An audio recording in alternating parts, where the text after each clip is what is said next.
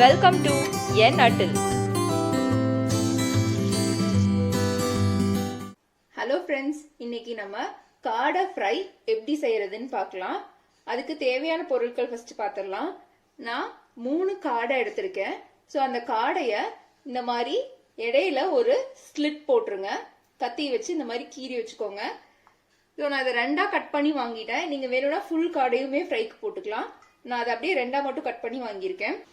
2 teaspoon மிளகா பொடி, 1 teaspoon கார்ன்ஃபிளவரும், 1 teaspoon கடலை மாவும் எடுத்திருக்கேன். இந்த கடலை மாவு வந்து நல்லா பைண்டிங்காக தான். சப்போஸ் உங்களுக்கு கடலை மாவு வேண்டாம்னா நீங்க 2 டீஸ்பூன் கார்ன்ஃபிளவரை எடுத்துக்கலாம்.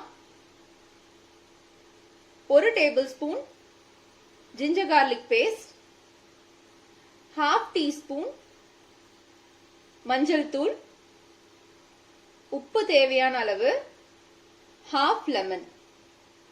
இப்ப நம்ம இது எப்படி மசாலா மிக்ஸ் பண்றதுன்னு பார்க்கலாம். இப்ப நம்ம மசாலா மிக்ஸ் பண்றதுக்கு ஒரு பெரிய மிக்சிங் பவுல் எடுத்துக்கலாம். அதுல 2 டீஸ்பூன் மிளகாத்தூள், 1 டீஸ்பூன் கார்ன்ஃபிளவரும், 1 டீஸ்பூன் கடலை மாவும் எடுத்திருக்கு.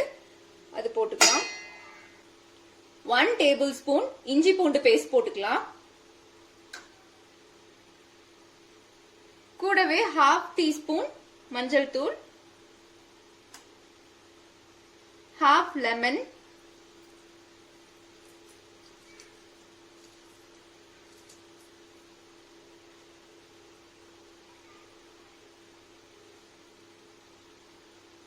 உப்பு தேவையான அளவு.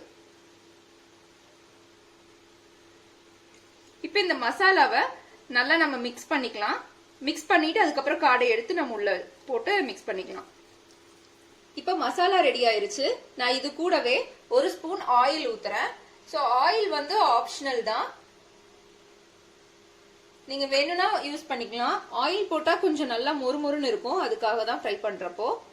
சோ இப்ப இது மிக்ஸ் ஆனோனையும் நம்ம காடையை எடுத்து போட்டு இது மிக்ஸ் பண்ணிடலாம்.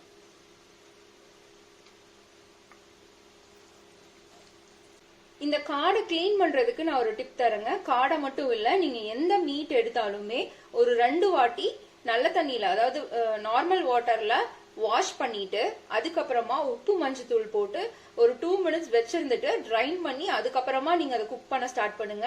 அப்பதான் அதுல இருக்கிற ஜெர்ம்ஸ் எல்லாம் வந்து செத்து போகும்.